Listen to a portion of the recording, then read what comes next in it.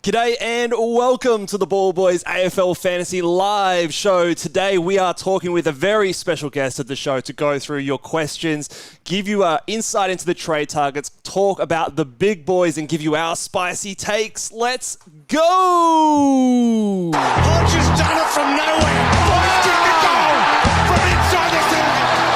Sheed from the boundary. Dusty.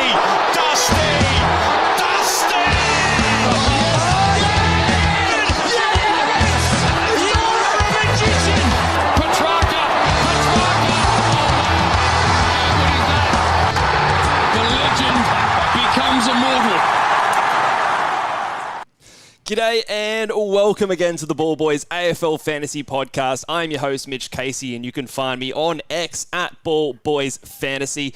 And I think we should be good to go here. We are going live on YouTube, and this is the first time I'm using this new software and having a guest on screen. So hopefully we'll see how it goes. You know how it goes with Ball Boys live streams, but we will bring our special guest on today. It is Byel's from the AFL Fantasy Fanatics, so I'll cross over, bring the great man on screen. He is the super sub for the fantasy community. Byel's, how are you, mate? Hopefully everyone can hear you. Yeah, good, mate. Just that's funny. I'm glad I can actually hear the music this time. Normally, when I'm on the live, I can't actually hear the intro for the Ball Boys music. So now, looking forward to this weekend. I'm obviously in Melbourne. It's a different setup, obviously here. It's what people normally set. I've gone to the game tonight, the Dogs Pies game, which I'm really looking forward to, and then tomorrow the Crows Hawks game. So a couple of pretty relevant fantasy games as well. So let's get stuck into previewing all around. Yeah. Well, first of all, we'll address the elephant in the room, or the lack of an elephant in the room. Shout out to you, Luke. He is obviously away for the podcast this week. He's pulled up sick, and a couple of people already throwing shade. DT Talk, I'm assuming that's Warney in the chat there, reckons the cowards are dropping out of the community off their pods left, right, and centre. Shout out to the pod as well. Hopefully we'll see those boys back. But he's blaming his daughter, and obviously the parents out there would attest when your daughter's in daycare for the first time. It's a house of germs over next door. So he is he has been doing it rough the last few weeks, feeling sick for a lot of it, but hopefully the great man will be back for us on the podcast Monday. But I reckon it's probably an upgrade anyway, because we've got two coaches who are in the top 1,000 on the podcast today. So to go through the discussion points today, let's talk about last night's game real quick. Only a few talking points to talk about. Some people might have traded in like a Matt Kennedy, which obviously was a bit of a flop. If you traded a Kennedy in, do you think that it's kind of a situation where he goes straight back out for you, Bales? He was always someone who was a bit of a short-term play, or do you hold it one more game and get rid of him on his round 14 bye? What are your thoughts on Matt Kennedy in that situation? I'd probably persist with it for another week. If you brought him in especially this week or last week, I don't know. It the forward line, you could trade him out. He goes 100, and you bring in a guy that gets a 60. Like unless you're going up to a Zorko or a Heaney. If you don't have Heaney, I'd probably just hold Kennedy. But I guess if you're going up to a Zorko or a Heaney, who are going to be a top 3 forward, then I'd tick it off especially if it helps your buy structure and everything, and just sort of set your team up well for those next couple of weeks. Because round 13 we know won't be as bad for buys, but round 14 and 15 could be tricky for some coaches with a few bullets with some rookies and stuff the last few weeks. So, yeah, I'd probably just be playing around that. Yeah, 100%. I agree. I think the most concerning thing was, and a few people have flagged it as well, especially shout out to Roy, who's obviously the big Carlton fan, that the role of Kennedy is something that we can't always trust. And we saw that last night with, I think he only had 5 CBAs for the game. So much less mid-time than what we've seen in the previous weeks. And the scoring obviously reflected that. Luke Rodro's in the chat. He's a viewer today. He can confirm that he is as cowardly as they come. So good to see Luke in the chat there. Maybe he might get on and answer so many questions. If you want Luke's help, I don't know if that's something you'd like. Maybe it's something you might skip out. Kick him out while he's down. We'll see. The other one is I want to touch on Sam Walsh, and the more interesting thing I want to touch on here, and the media in general will talk about this to death, is the changing of the holding the rule interpretation. And I wanted to draw our attention to Sam Walsh had 13 tackles last night. Now, I didn't watch the entirety of this game. I saw bits and pieces. But do you believe that, like, Sam Walsh's 13 tackles was influenced at all by that holding the ball rule interpretation change, or was it just he just had a really good game tackling? He was by far the most tackles in the game. So I don't know if there was an overall increase in tackles in the game last night, but Walsh obviously benefited. Yeah, I think it was just a factor of the game. I only got to watch second half because of the bloody accommodation in Melbourne. I had to go to a separate location to get my keys and everything, so didn't get to watch first half, which I was quite angry at. I was hungry as well, so bit of a shambles. But got down and sit down and watch second half, and he had a lot of tackles. I think it was that third quarter. I think he had 5 from memory, and a few of them were sort of almost a bit of luck in a way. Like a player would pick the ball up and Walsh was there to like sort of just wrap him up. It wasn't like he was like necessarily looking for tackles, and I think Port play such a contested style of footy that I think that sort of can benefit some of those players to get the tackles. We just don't normally see a player get the tackles and the marks and the touches to put up big scores against Port. So I still think, I mentioned to you off before we started recording, as a non-Walsh owner, I'm looking at him really strongly post that round 14 bye. His run from post to bye to the rest of the season is really, really nice. There's probably 2 games there, the Giants game and, well, I would have said the Port game, but he just went 133 on Port, and that game's at Marvel. So, I think he's a big target. And if anyone was sort of doubting him, and I was one of them as a top 8 mid, I think you've probably got to reevaluate that, and myself included with that. And he's got to be a top 8 mid, I think, at the moment. Yeah, because outside of, like, you had that one game where he was tagged from James Jordan, where he scored, was it 68? He hasn't dropped below a ton in any other games, and they don't verse Sydney again this season. So no more James Jordan. He reminds me of Sarong. Yeah, him and Sarong are the same. They can put up that big score, but they're consistent with those low 100%. To mid sort of tons. Yeah, and I think those are the players that we like, the guys who just day in, day out, you kind of know what you're going to expect with the chance of hitting a ceiling score. Let's talk about the teams and a couple of standout things that we saw. Hoping for a couple of players that recently left our sides, Hugo Garcia and Blake Howes, didn't return. I was kind of optimistic for Hugo Garcia just with how the Saints were going, but no, didn't see anything there. So that means that might be a couple more red dots out there for some people. Finlay McRae is back in. Shout out to the Warn Dogs. He's going to make a big difference with him, hopefully tonight. And Caleb, I've actually got just shout out to the Warn Dog. I've actually got him in the Content Creators Cup this week, so that'll be interesting. He had Butters last night, so. Good start for me, but now my players now got to go put the scores on the board. So, Warnie, looking forward to that, mate. I don't think you have to worry too much about Finlay McRae, but hopefully the matchup swings your way, Bales. Well, actually, no, I'm going to play neutral here. I'll be Switzerland. See who wins. Let's go. And then also Caleb Smith is debuting for the Richmond Tigers. What are your thoughts on jumping on a Caleb Smith straight up? Obviously, the round 15 buy, basement 200K player. I'm always in the camp of trying to wait a week for these guys. The other thing is there's a couple of players that are going to come back in next week that are clearly best 22 for Richmond in Shea Bolton and Dion Prestia. So there's two ins you're going to see next week, and there's a few guys who are on the cusp of returning too. So now Richmond's team is by no means like a, ironclad, no one can sort of break their best 22, but I have a lot of skepticism about Caleb Smith's job security moving forward, just because I've never seen the bloke play. Yeah. I'm the same as you. I never get rookies that are 200K the first week unless there is not one rookie below 350K that you're looking at. So I think you got to wait.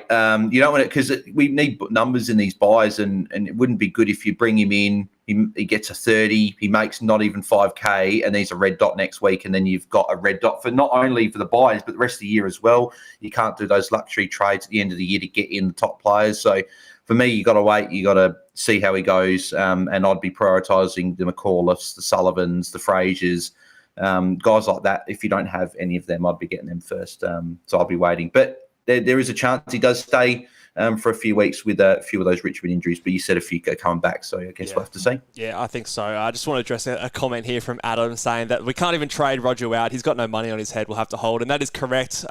Luke would love to tell you guys that he's overworked and underpaid as a teacher. That's his favourite saying. So, yeah, that's the go for him. We'll go back to one more thing on the teams, which is the Suns. We've got Sam Flanders returning, so everyone who held him and took the emergency score will be happy to hear that. And also, Will Graham is back into the side. So, kind of sucks if you're a fool like me and traded him out last week instead of a Hugo Garcia, then that kind of hurts. But if you did hold him with the expectation that he might be coming back, that would definitely be a big win for your buys, because he is one of those rookies. He's popped a ton in the past, so he is one of those guys that on his day can be a best 28 or best 18 player for you. So that is a really good one to see. Who's on the bench for the Gold Coast? Because I'm actually trading Graham this week over Garcia to get that a bit of cash, and I've got 21 this week, so there's a chance that I'll hold Graham and trade Garcia. A look on the bench, Gold Coast Suns. So interchange, we've got Walter, Hewland, Graham, Ainsworth, and Holman. So you would expect that Walter's not going to be the sub. Hewland won't be because he does a defensive job. I think Graham might be the sub. Graham could be the sub there, you reckon? Ainsworth's been good as well, so I wouldn't expect him to be the sub. So I think it's between Holman and Graham in that situation, if they're going to choose someone from the bench. I might still trade Graham just because it gives me the money for the moves I want to do next week. Yeah, no, good flag there. I think Johnston also might be a shout for a sub as well, but he's named on field. Unless they really value backflips in their team, which, fair enough. It was pretty fucking cool last week when he did his flip after his goal. But I don't know. I think he strikes me as a decent sub option, but that could be an interesting shout. So I still think if you can trade and get the premiums or the trade-ins you want without trading him, I would just have him in and hope for the best. But like you, if it is the difference between getting the player you want, and you've got 21, so you've got 21 players on field, I'd be fine to do that anyway. So, all right, let's move on. So you said, who have you got for the Content Creators Cup? You got Warney this week. Yeah, got Warney. So I need, funny enough, I don't want to be throwing too much shade at the guy that invited me on the show, but I need you to lose a game so I can actually get back level square with you after you beat me early in the year. Well, I've got a team who's red hot at the moment in Rids from Ridley United. They're going quite well. Couple of unique matchups in this one that does make me a little bit scared. He's got the Rowan Marshall matchup there, and Zach Merritt, who's obviously two big players that I don't have. So could be a close one there. He's been in red hot form and a top 1,000 coach as well. So that is my matchup for the Content Creators Cup, which is, of course, brought to you by Infinite Wealth. So head over to infinitewealth.com.au/AFL Fantasy for you to grab your free gift valued at just under $3,000 for every AFL fantasy coach. Head over to that website. It'll be down in the link. There'll be a link down in the comment section below for you guys to click on to see more details and claim that free gift. All right, let's go. Who's Luke got? Oh, that's a good question. Who has Luke got? Let me look it up right now. Luke's got the Obermullets, Nathan. So, who has the 108 there? So he had the Matthew Kennedy. So that's a good start there for Luke in that one. So hopefully the big dog gets a win. All right, let's talk about some trade targets, starting with the downgrade targets. So this is my list. You tell me if you agree or if you think I've left anyone out here, Bales. Number 1, I've got Kane McCullough from Richmond. Number 2, Joel Frazier Crane. Number 3, Lockie Sullivan, despite being a little bit more expensive. And number 4, Harvey Harrison. So all of those guys are towards the 300 or high 200s thousands in price. But I think this week is the week to make sure you're getting in players that are, 1, going to be able to give you a 60 plus on your field. 2, give you players that I think are going to be there for the next 3 weeks at least. And 3, have a low enough break even that their cash is going to rise, that you can flick them off in round 15. All 4 of those players, have a round 15 buy. So you'll be able to upgrade them. And hopefully in 3 weeks' time, they'll have a bit more cash on their head. Do you have anyone else that you want to throw out there in terms of a downgrade target or a sideways rookie shuffle option for people out there? No, I don't think so. I'd probably agree with that order as well. I think McCullough and Frazier. I've got the Sullivan one's interesting because with Pendles now being out for about a month, it means Sullivan's even more entrenched. But again, at this time of the year, because I think Frazier's got decent job security at least till the bye because Johannesson's going to be out until then. Agreed. He's essentially playing that role. And McCullough looked pretty good last week. It looks like he's getting better each game he plays. So I think both of them are going to be through the buys, and the extra little bit of cash you save could be the difference. Like, for example, for me, I'm looking at targeting Zorko and Fisher next week, and that 50K could be quite handy that I need. So, but then again, it probably is team dependent. I think Sullivan could be a guy that you do look at, but he's a bit more expensive. But I think I'd agree with that. I guess the only one you probably could look at that's a bit more expensive than rookies, maybe like a Nick Hind at 460 odd. I'm not a big fan of this move. Bit nervous still about that one just because there's so many guys back there for the Bombers. I probably wouldn't do it personally, but a few people out there might go. I think Rids, I saw in the Content Craze Cup, brought in Jackson Mead last night, who was about the same price. So a bit of like a left field one. So, you could do something similar to that, but I think I'd rather just the rookies and get a better upgrade or just cash up ready for next week. Yeah, I agree. And I think, obviously, like Nick Hines is round 14, so you get him in for 2 weeks and you could trade him out. And I just don't love the role security in that one. And he is always a chance at being a sub-risk. And when you're paying up 450 plus K, I don't want that risk. I'd rather just go somewhere cheaper personally. But who knows? I mean, it could happen. Obviously, scored well last week. Let's talk about the upgrade targets. And I just realized I haven't put them on the screen here. So we'll keep rolling with this screen. But number 1 upgrade target for me, well, top 2, I've got some round 13 players here. Number 1, I have Caleb Sarong, and number 2, I have Luke Ryan. And I want to get your thoughts on this here, Bales, because it's at about this time of the year where up until this point, I'm very much value. Get in players who are underpriced, get in players who are going to outperform their price, that figure. But when it comes to the buys, this is where, me personally, because I have the 3 traits and I can do a 2 down, 1 up, I will start to target players that have either A, been hurting me all season and try to nullify that and get them in, or B, high upside players. Luke Rogerson's got a thing in there. We'll get to that in a second. Or get a player who's a bit of a point of difference, who has a high upside, and otherwise you wouldn't be able to get to them. So, like a Luke Ryan, you probably wouldn't be able to get there with a simple 1 down, 1 up, but with 2 downgrades, you could probably get to a player like that. What are your thoughts on, at this point of the year, maybe foregoing value a little bit more and paying up a bit more? Funny you mentioned that. I was actually having a discussion with my mate Ryan, who's like my assistant coach in a way. I'd always bounce off my ideas with him. He doesn't play fantasy, so he can essentially just focus on my team. We were actually saying that it's that time of the year with the 3 trades, you can get as much cash off the bench as possible and put it and get in these players. So, like, for example, Zorko and Marshall, for me, are the 2 I'm looking at. But for a lot of coaches out there, Luke Ryan has been one and Caleb Strong, as you mentioned. I love them both as picks. I own both. I did that Sheasel to Ryan trade a few weeks ago, which has come off pretty well. I'm pretty happy with that move in the end. But Ryan's just been killing. He's like a seagull back there. I was going to say, way better than going Sheasel to Tom Green like I know some other idiots did.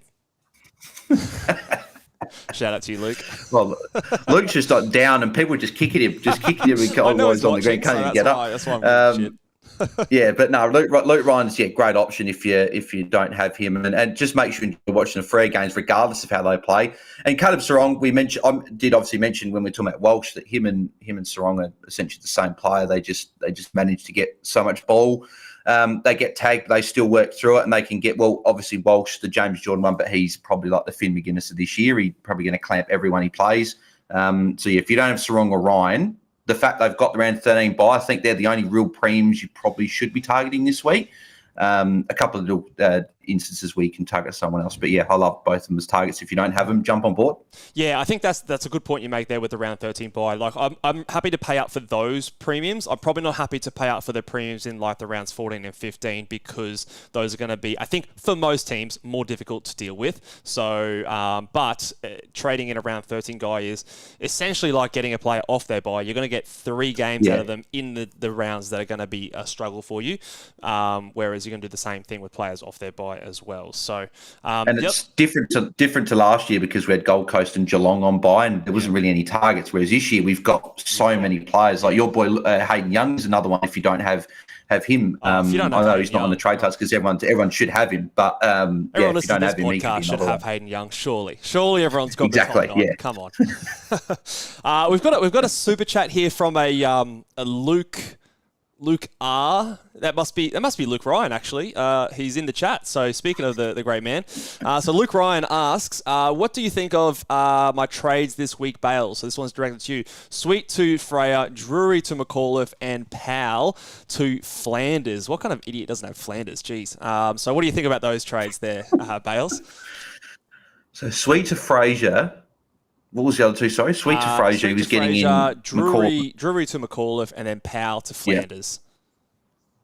Yeah, I like him. Yeah, if you can facilitate that round 14 bye for Flanders, and you don't have too many guys on bye. Obviously, we're just speaking then about you want to be targeting probably the round 13 premiums, whatever. But if you don't have a Flanders and you can fit him in, you could do it. I'd probably still, if you don't have a Ryan or a Sarong, probably target them and get Flanders post his bye. But then again, they're probably looking at that St Kilda matchup next week. I think it's at Marvel for Gold Coast, which Flanders could go absolutely nuts in that one. So yeah, I'll definitely tick off the trades. What are your thoughts about trading out of Tom Powell though? That's probably the one that a few people are keen to jump off, but I'm probably looking at it more as I'm happy to hold just because he's a 70s guy, 80s guy. Forwards aren't that great, and he's got a couple of good matchups, and he probably helps in those 14 and 15 bye rounds.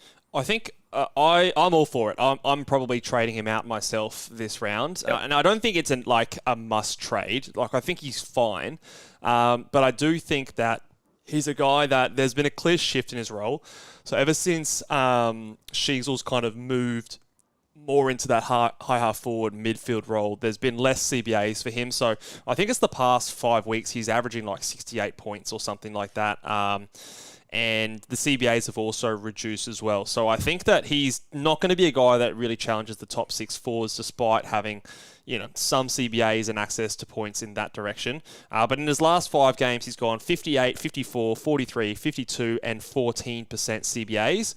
Whereas before that, so before he had that shift in role, he was 77, 79, 77, 89, 93, 76. So there's a clear, distinct change in role there for me.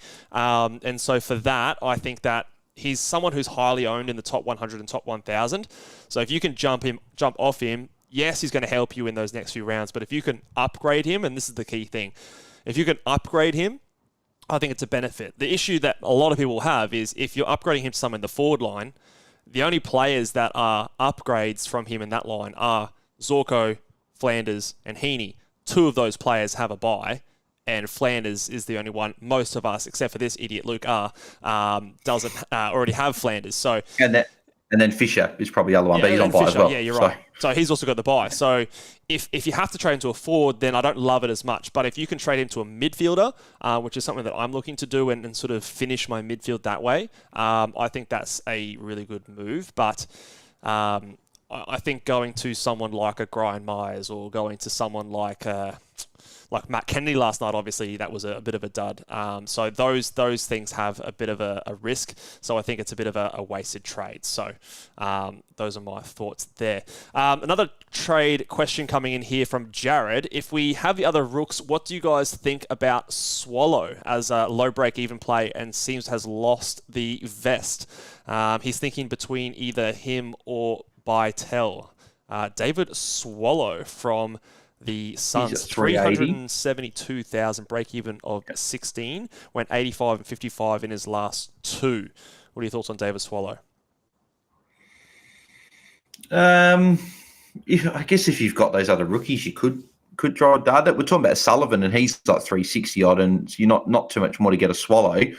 I guess the risk is that there is always a chance of the sub, but best 18, you can probably bring him in as an extra number if it works for your buys. I don't mind it. It's not like he's already mentioned he's got a McAuliffe and a Fraser anyway. So if he's got those options there, I would rather Swallow than Caleb Smith this week, put it that way. I'd rather at least pay for a guy that we've seen score well in the past compared to a guy we haven't seen play before. So yeah, I don't mind it. I don't think I like Byel very much either. The only game we've seen him play, he's scored a 30, played 46% time on ground. Now I think he had an injury or something in that, or might have been concussion. I think. Yeah. So potentially, if he plays a full game, he can score a bit better. But I don't love it, but I like it better than Byel. Would be my answer there. Yeah, exactly. I think those, if you've got all those other players we talked about in the downgrade targets earlier, then yeah, you can have a punt on that, and hopefully he goes. I mean, he scored 85 a couple of weeks ago. If you can do that, that'll definitely be probably a part of your best 18 scores this week. And one more super chat before we get into the rest of the upgrades. Powell Prawnstar is it time to upgrade my man Butters? Tags keep coming. He reckons they're going to keep coming. So getting ahead next week there, obviously we can't do that today, but next week, is it time to start to think about trading out Butters? Obviously he will be on his bye next week. What are your thoughts there, Bales? Yeah, I don't think so. I think he's a hold. Not only has he got the good bye, but I think Rozee out's actually hurting him. When Rozee's in the team, teams go, who do we tag? We don't know who to go to. I think when Rozee's in the team, I think it's better for Butters, because then Butters won't be... Because Butters, I think, had the most CBAs from last night. He was their number one CBA mid, whereas when Rozee was in there, none of them were getting like 80+% CBAs, but they were rotating forward a bit, which we've actually seen with Dawson can actually be a benefit if there's a team that might target someone, because if Butters then slips forward, you're not going to put a guy like a Hewitt or someone tag him, put him forward. They're going to put a defender on him, which means Butters can roll up to a stoppage and sort of get involved that way and get some mismatches. So for me, I think when Rozee's back in, I think that'll be better for him, because teams see Port and go, oh, Rozee's not there, stop Butters, and we're fine. So I'd be holding him. I think Rozee back will benefit him. I think so too. And the reason you want these round 13 buy players in is not to trade them out at round 13. It's to hold them through the entire buy round. So I agree with you there. We've got a couple more super chat questions coming in. So thank you very much, guys. Keep dropping them in there. But what we might do is we'll keep going through with some of the upgrade targets, get onto the big boys, and then we will get to them after that, and then finish the rest of the podcast talking about your questions. So the other couple of upgrade targets that I've got, a couple of defenders and a midfielder in here. Number 3, I've got Bailey Dale as an upgrade target. 4, I've got Will Day, and 5, I've got Jack Crisp. So a few unique options going on. I think Will Day is a popular target this week, but I want to get your thoughts on Bailey Dale, because I think he's a bit of a slept-on premium in the defensive line. I actually think there's a very decent chance that he ends up being a top 6 defender, and I think you can get instant reward this week with a positive matchup against Collingwood. Do you think there's a scenario where you go Bailey Dale this week? Not me personally, just because I'm not targeting around 15 buy players sort of in those lines. We'll probably touch on trades and my own trade stuff a bit later on, but I don't mind Bailey Dale. He's been good. I think he's got that role. He just sort of he has those Luke Ryan tendencies, just sort of, but he's also got the like that wrapping around the back, getting those cheap kicks as well. So he just does everything. Looks really good, takes kick out. So, yeah, I'm a fan of Bailey Darwin. He's going to be a top 8 defender. Just whether he can be that top 6 and break in is the question. But if you're getting a top 8 defender, I think you're launching. So, yeah, I don't mind it. I like it. Yeah, if you take away that sub game that he, obviously only played 30% time on ground, he's averaging 101 points per game, and that's including a 47 that he had the week before he was subbed, he played forward as well. So if I remove that game as well, he's averaging nearly 107 points per game, which would be nearly like a top 3 or 4 defender. So to me, he's definitely someone that we should be keeping an eye on, and I don't think he's very highly owned at all in the top ranks. So he's a bit of a smoky, and he will be appearing in another segment later. Will Day is a popular target, and Jack Crisp, both, again, round 15 buy players. Do you have a preference between these two? A lot of these times, these guys are getting compared. I've got Will Day slightly ahead, just because I think his role security is a bit safer compared to Crisp, but not much splitting them for me. And Will Day is a bit cheaper as well. So do you have a preference for either one of these two boys? Yeah, I'm Jack Crisp over Will Day. I'm personally not... Don't get me wrong, Will Day's not a bad pick at all. He's cheap, he's good, he's going to give you solid scores. I'm probably just not on board of it as much as what some other people are. I think Jet made a good point on the +6 pod that in the midfield, I'm trying to target these guys that have got the big ceilings. Like I've got a few of these players, but like Dawson, I would have said Bont, but he's been a bit of a camel, as Luke likes yes. to say. So like guys like that, guys have got this massive ceiling that can put big. Like Merritt is a guy I'm targeting. Walsh now is putting up big scores. Sarong. So these guys, I'll target them. I think Day's probably capped at 115, 120 for these scores, and I like Jack Crisp. I think, especially with Pendle's now out for a month, so he's got to play mid, and we've seen he's a good scorer in the midfield. He's a defender. You can probably hold him post the buys for a little bit, and I think he's playing that well that would Collingwood really take him out of that midfield the way he's playing. Yeah. So I like Crisp as a probably season-long play, whereas Day is probably a guy that you'd want to be moving on at some point anyway. So if you can afford it, but again, if that 50K makes a difference for trade next week, then I'd be happy to go Day. Yeah, I think that those definitely are talking points. I don't have as much confidence in the fact that Crisp is going to be someone that's, someone you want to hold through the buys, so maybe that's my reasoning. But if you feel differently, then I probably would side with you, Bales, there for the people that are keen to go there. Let's talk about some of the big boys. Woo!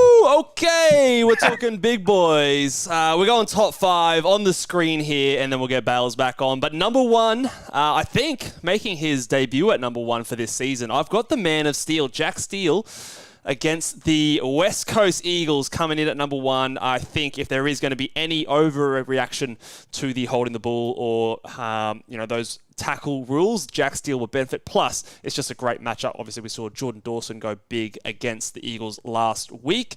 Number 2, I have Caleb Sarong. He's just as safe as they come, hundreds every day of the week, and he has the chance to pop a ceiling score.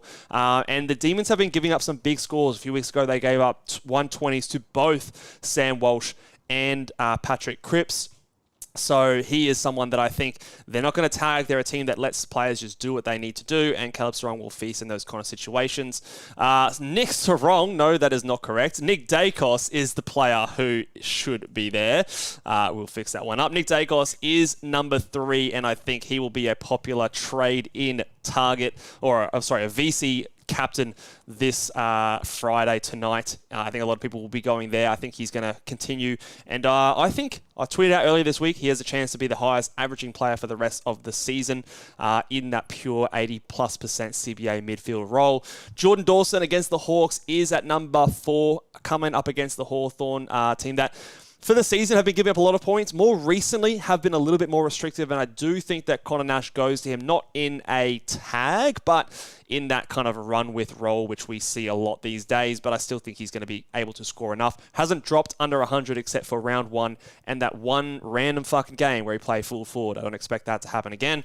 And at number 5, I have Max Gawn, who, coming off his 150, going up against a positive matchup on paper against the Freo Dockers, but it's Luke Jackson and Sean Darcy. We haven't seen that combination together for much this season at all. So I think 2 rucks is always harder than 1 when it comes to fantasy scoring. And playing in Darwin, just a little bit of a tougher read. So my confidence on him is a little bit down compared to most weeks. So he slots in at number 5. Let's bring Bales back onto the screen here. Who are you going for your captains this week, Bales? Mate, I love the glasses and the woo. Just it's always good. It's always good fun. You probably see me in the chat every week saying, "Where's the woo?" and whatever if you ever forget it. But with my captains and VCs, I've actually got because I've got had the first hand look at the big boys before we went live. So I've actually got a guy that you've got in your bottom 5, Rowan Marshall, captain on debut. Yep. In a good matchup against West Coast. No, Flynn's back this week, but I still think Marshall, he's gonna know he went bad last week, and he's gonna want to respond. And I think the VC, it's Dacos tonight. Obviously watching it live as well in person, which would be good. But as you tweeted out before, I saw that tweet and I was like, yeah, exactly. 118 when he gets 80% CBAs or more, and no other Collingwood mids really around at the moment that are going to take much besides maybe Crisp. So I think Dacos is a great option. Probably no tag coming tonight either. I wouldn't imagine. The couple of guys I probably looked at was a Dawson as well. The Nash one is a bit interesting, but I don't think it's going to be too hard to tag just because Dawson goes forward, he goes on a wing, he roams around everywhere. I can't see Nash following him everywhere, so I think he's fine. And what do you think about Jack Steele? I think a few guys, I think Jet was saying as well that he wouldn't be surprised if they send a West Coast player to stop a Jack Steele because they've stopped a few of those contested guys like a Clayton Oliver, who they played. Like last week, they tagged Matt Crouch a little bit as well. Like, didn't stop him too much. But any concern for you with Steele, or do you think, you'd be fine? I'd be very surprised. Like, Steele's never been a guy that cops a tag. Like, he's a guy that goes in there, does the hard work, but he's never been a ball use type of player. So, like, tagging him... Yeah. Like, how effective is it really tagging a Jack Steele? I'd much rather be trying to tag like a Wangani Miller or a Sinclair or one of those types. Like, if I was the opposing team, that's definitely what I would be trying to do. Whereas I don't think, like when they did that with Melbourne, they didn't really have a player like that to go to. Like, is it Salem? Like, Salem's nowhere near as damaging, I don't think, as like those other 2 Saints boys. So... So going into an Oliver made more sense, but I think in this team, I don't see it happening. Obviously, I've got him at number 1, so I think he's going to benefit a lot in that game, just like we saw Jordan Dawson do. To go through the 6 through 10, I've got Bailey Dale at number 6. I think there's a huge ceiling here potentially against the Collingwood. They obviously gave up 140 plus to Luke Ryan, and also a previous couple of more 120 plus scores to the defenders. I've got your boy Rowan Marshall at number 7. He did feature, I think it was at number 5 before Max Gawn, and then the Matt Flynn edition just dropped him down a touch. Just, again, 2 rucks. Matt Flynn's probably a better ruckman. And also, they just haven't been conceding as many scores to rucks than they did last season. So just the numbers, again, by DFS and other sort of your scale of hardnesses and all those kind of things are not suggesting that the Eagles are as easy this year as they were previously. I've got Tim English. Now... Collingwood, this could be a very sneaky one tonight. Collingwood have been a very hard matchup previously because they've had the 2 rucks with Big Coxie there, but obviously he's out. And Darcy Cameron, historically, when he's been a sole ruck, has been actually a very easy matchup for rucks to go up against. So if you wanted to do a really unique play, I think English has a chance to hit a ceiling score. I've got Max Holmes making his debut in the big boys at number 9 against Richmond. He's been playing well with a bit more mid-time recently. And then your boy again, Luke Ryan there, rounding out the top 10. I don't see as much of a ceiling score playing at Alice Springs against the Demons, but again, some players have gone big against the Ds, and Luke Ryan is the spongiest of them all, so always capable of a big ceiling score. So I like him as a VC option, but again, they play, I think, on Sunday, so not as confident going into him with the straight C. So those are the top 10 big boys. So my plans are, I actually, weirdly enough, I don't normally do this, but I've got all of the top 5, so I will be going Jack Steele VC into a Caleb Sarong C this week. So fingers crossed it plays out. And ironically, I'm going to be cheering against Nick Dacos tonight. And that'll be a unique play as well because 90% of the top 1,000, 10,000 are going to use Dacos that have got him. So if you can go that and he drops a 105, 110, you'd be happy with that as an owner. And then you go, well, people are going to take that as a captain. They're going to roll into another one, whereas you then have another 2 cracks at 2 others. So I don't mind it. Yeah, we'll see how it goes. Hopefully, fingers crossed, we can get, I'd love a 109 for Dacos tonight. Just, solid score, but a really difficult decision. That's what I'm hoping for. All right, let's finish off this last segment, and then we'll get to these people's questions. Ole, ole, ole, ole. Feeling hot, hot, hot. Hey, we've got the props going here. So some spicy takes. I will let the guest go first. So back over to you, Bales. Do you have a spicy take for this week? And what... Well, I can see it here. It's one of the old Luke Rogerson's optimistic takes, I reckon. Yeah, I'll take the maracas from you, mate. I think that Ryan Marshall on debut for Bales Nails is going to go at least double his score and go 130 plus so what do you have in a potential wet 63. So, yeah, I think he goes at least double that, goes 130 plus in a potential wet game, which we're talking about still, could benefit still with a few more tackles. I think Ryan Marshall will get amongst the tackles, get a lot of touches, get a lot of hit-outs, and go big this week. So, Ryan Marshall, big 130 plus score coming this week, I think. Very nice. I'm going a bit broader. A lot of the times I like to be selfish or pessimistic or optimistic for my own team, but I'm going a bit broader today just to mix it up.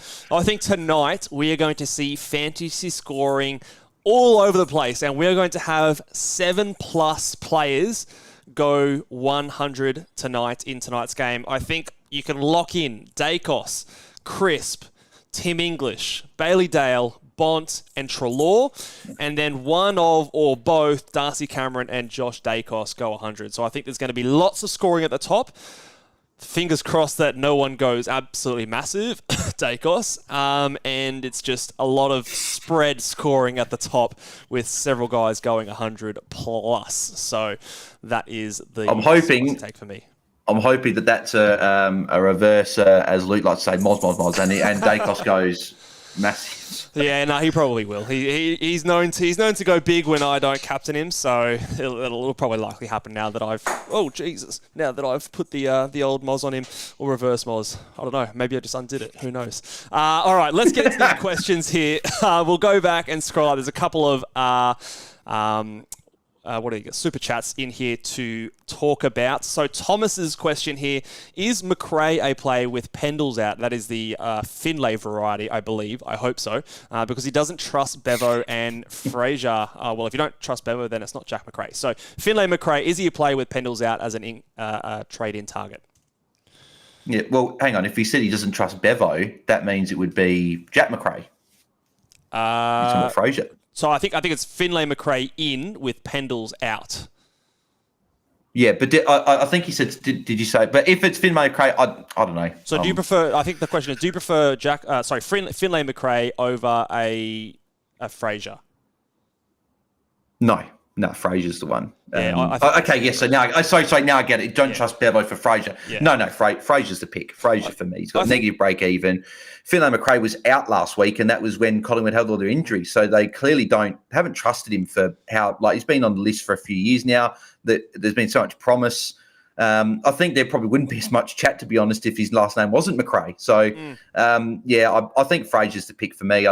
Again, if you've got Fraser McCall already, we probably didn't mention Finlay McRae could be a guy you look at, but I don't know, he just fits into the same box as like a Swallow and a few of these guys that you're just not really sure. They're just in that nothing space. So, no, I'd be going Fraser. Yeah, I think I'd be going Fraser too. I think is he cheaper or he's cheaper. And like we say, we don't trust Bevo, but Bevo is actually, he loves his rookies. Unless your name is Riley Sanders, he doesn't mind playing the kids. So it's more just the more established players that we don't love. That love Bevo for and the roles and your rookie, you take what role you can get. So I'd actually think that Fraser's job security is better than a Finlay McRae's. Obviously, he only came back into the team this week. How much is Finn? Finn is 324 versus Fraser's 315. So a bit better. I thought he was actually like 360. Yeah, I'll still go Fraser. Still Fraser. I still would too. And Fraser's got the -3 break even versus the 13 break even for McRae. Corey asked this question. Thoughts on Ned Moyle this week? to cover Sherry. Obviously, Ned Boyle is in for Witts, who's an out. Or go to a McAuliffe instead, as was looking at a Whitfield to Salem, Howes to McAuliffe, and Garcia today. So, Ned Moyle, what are your thoughts on him? What is Witts out with? Do we know? I haven't. It's a hamstring injury, and normally and to be honest, him being the captain, you'd say that normal hamstring injuries are 21 days. They've got the bye in 2 weeks' time, so you'd imagine that he just rests through this week and next week. So I don't know if he's playing your R2. I see, for example, I'll probably say my trades now. I'm going McAuliffe and Fraser in for Graham at the moment. It could be Garcia, and then a Jack McRae down. Give me enough cash to go sweet to Marshall. I could dabble in a Ned Moyle and probably get another play on the other end. I'm just the rucks this year. There's too much. So who knows? What if Witts comes back next week? Then you've got Moyle not playing, red dot. You've got to fix him up as well. I'm not for it. In Bolter, however, I will be going Ned Moyle as a bit of a pod and better than like a Harrison on field. But for me in fantasy, I wouldn't be looking at Moyle, I don't think. Yeah, I think it is a tough one to back in. Look, if you had Sweet at R3, I like it better. So it's just kind of recycling that position, and then you don't. If Witts is back next week, it's not that big of a deal, and he's just generating cash for you. And it doesn't help you with the buys if you bring him R3 because Vaughan's got the same buy as him, and then you're probably going to trade him by then anyway, and he won't help you when like a Marshall English on around 15 buy. So it doesn't actually help you in that sense. So yeah, no, it's a good point. So basically, I don't love it as much. I think Sullivan's just a solid play. Like Sullivan, he's a guy, and again, it's that extra buy round you get him for. So he's round 15, so you're getting him, this week, you're getting him round 13, you're getting him round 14. That's 3 rounds you're going to use him. We're assuming Witts is at least, I'd say he's probably back round 15 after their bye. Yep. That gives him 3 games to rest up. So you're probably going to get Moyle for a maximum of 2. So just 3 games of Sullivan versus 2 games of Moyle. You're saving that 100 plus K. The cash generation is probably going to be better with Sullivan. So I think I'd probably go that way there as well, Corey. The next Super Chat question comes from Dave. Please, is a draft question. We don't get a few of these. This is nice change of pace. Please rank for draft the rest of the year. Cotter, Rozee, McCluggage, Taranto, Kelly, Parrish, and Libba. Thanks, legends. A few injured players in that list. So where would you rank Rozee, McCluggage, Taranto, Kelly, which I'm assuming is Tim Kelly, or is that a Josh Kelly? Dave, just comment which Kelly you're talking about there, Tim Kelly or a Josh Kelly. Both are injured. Parrish, and then Libba. Does anyone stand out? To me, Rozee still stands out there. Few interesting names there. I actually, who I like the most. I got a similar question in on the Ask Me on Q thing for one of these, and you never know, it might be the same guy. I've actually got Taranto top of list. Yeah, Luke's pretty keen on Taranto in the second half of the year. Yeah, when he comes back, I think that he's going to be the number one guy in there. They're not going to tag him because you're not going to tag anyone from Richmond. I think he could go big. We saw it the first half of last year when there's not much help for Taranto. He can go big. I think Rose in the second half is probably going to play a bit forward as well. Not spend 60, 70% there, but he's probably going to be a bit more of a split down there because I think Port said they're going to manage the Butters and Rozee and they don't want to be like sort of burning them out by finals. So that's the only reason I have Taranto first. I think Rozee would be second though. I don't know about McCluggage. Like Berry's playing really well now as well. Neil's looking like he's getting back to a little bit of form, and Dunkley's still there. So McCluggage's not for me. And if it's Josh Kelly, I don't mind him, but you got to be prepared that he could do his hamstring or calf or anything at any point. So in draft, you probably don't really want that. So I like Taranto and Rozee is my top 2, I think. Yeah, I agree. I think those 2 are clearly above the rest. I'd probably then have Libba third. Yeah. Would probably be the next guy in his own kind of tier. I wouldn't trust Parrish after he's done multiple Parrish, this year. McCluggage, I think are all kind of in and amongst it. I might go Kelly, Parrish, McCluggage last, but it's all. I'd probably agree. Yeah, it's all a bit close. I think those last 3, but I agree with you. Rozee and Taranto, clear top 2. I think Libba's clearly third. And then the other 3, I think, are a little bit further down. Let's maybe go a few more questions because I know you've got to get out of here, and obviously you've got your own live show, which obviously, if you don't know, head over to Twitter or YouTube on the AFL Fantasy Fanatics channel or page over on Twitter, and they have their live show on a Friday evening before the first game on the Friday. So we'll answer a couple more questions and then get you out of here so you can set up for that one. All right, this one here from Virgil Van... I can't pronounce your last name. Steele or Merritt long term? Who do you like out of Steele versus Merritt? This is a tough one, I reckon. Probably. I think I still go Merritt. See, I think you're going to get. There's been a few more variations with Steele and up and down. I think Merritt's had a few tougher games being tagged and stuff, and I think he'll have another one next week against Carlton. But post the bye, he's got West Coast. I'm looking at him. I've probably got a bit more trust in Merritt just because Steele's burnt me last year. He's been very up and down. But again, the Mexican girl, the Aquilon Stos, have both. Yeah, I think they're both top 8 mids. I think they're both top 8 mids. I think you're going to get instant reward with Jack Steele, and he's got the round 15 bye versus a Merritt round 14 bye. So the cop-out answer is depending on your bye structure. Get the guy who fits your buy structure better, because I don't think there's going to be a huge difference between the two.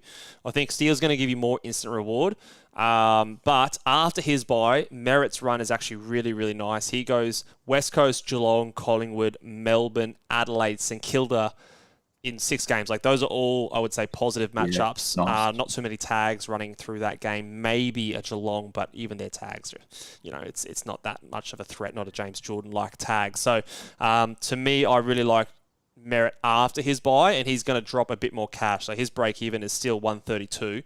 So if I'm looking to trade a player in now, it's probably Steele, with the eye of trying to get Merritt off his buy would probably be the way I'd be looking at that.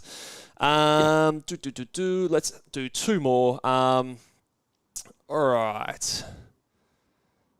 Mitch knows nothing about soccer. No, I don't know anything about soccer, mate. I do not know anything about soccer. So if that was was the name? The name was Virgil van Dijk, probably. Yeah, probably. Yeah, there you go. So yeah, not a soccer fan, mate.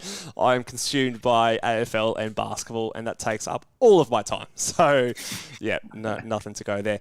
Thoughts on Zane True? So he was in for Tim Kelly, and apparently, according to Jeff here, scored 129th in the waffle this week. I haven't put too much thought into him. So is a cheap player? So he is what, 270,000. Yet to play a game this year. Sorry, I think he played maybe 1 or 2 games last year. Is he an option, or is it again a wait and see? I think it's hard because it is a wait and see. But then if you wait and see, and he comes in this week and goes well, you bring him next week. He's got the bye the following week. So. Yeah. It's a tough one, but I'd be waiting. Zane True, West Coast, he wasn't in the team to start the year. I don't know. He could be the sub this week. Who knows? So I'd be waiting. Yeah, I think I'd be waiting too. There's too many moving pieces before these players come in. So yeah, I think it's just risky to bring these guys in, especially if there's other guys you want to maybe get in as well. One more question here. Whitfield or Tom Green outs? For me, it's clearly Whitfield. Now, I personally am not trading him out, but there is a world where trading him out this round is the right play because of the run coming up after his bye. He goes Hawthorn, Port Adelaide, Sydney, Adelaide, Carlton in his next 5. Now, Hawthorn is a decent matchup if he's not tagged, which I don't think he will. They're not really tagging the halfbackers these days, but Port, Sydney, Adelaide, Carlton are all very tough matchups for the primary distributors there. So do you agree with me there, or what are your thoughts on Tom Green as well?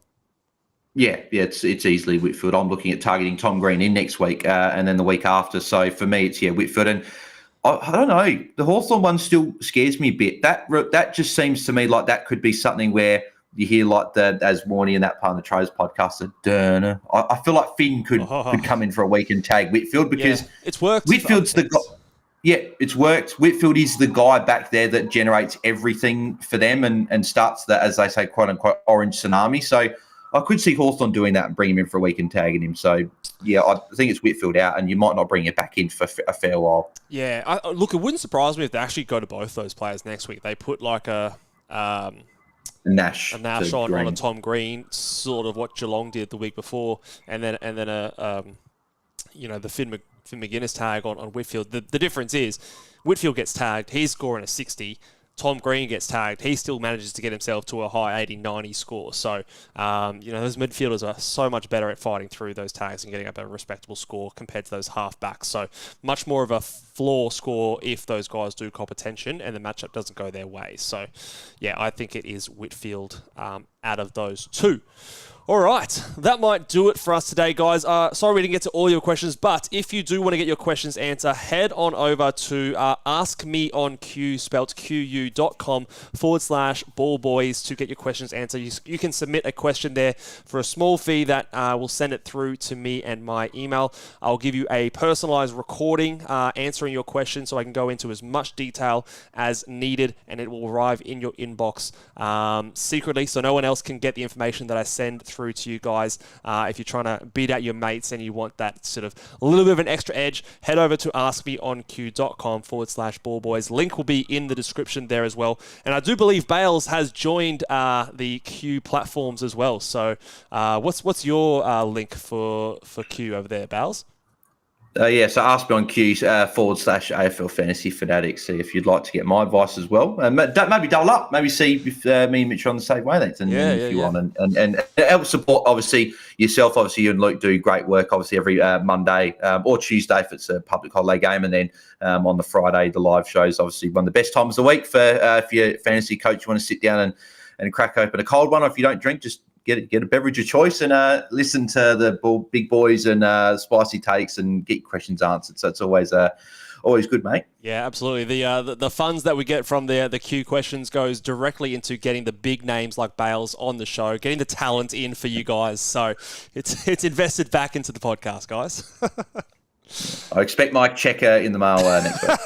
Yeah, it's a big old fat check coming your way, mate. All right, so hit up Bales on Twitter or X @BalesDT. That's your handle, right? Have I got that right? Yep.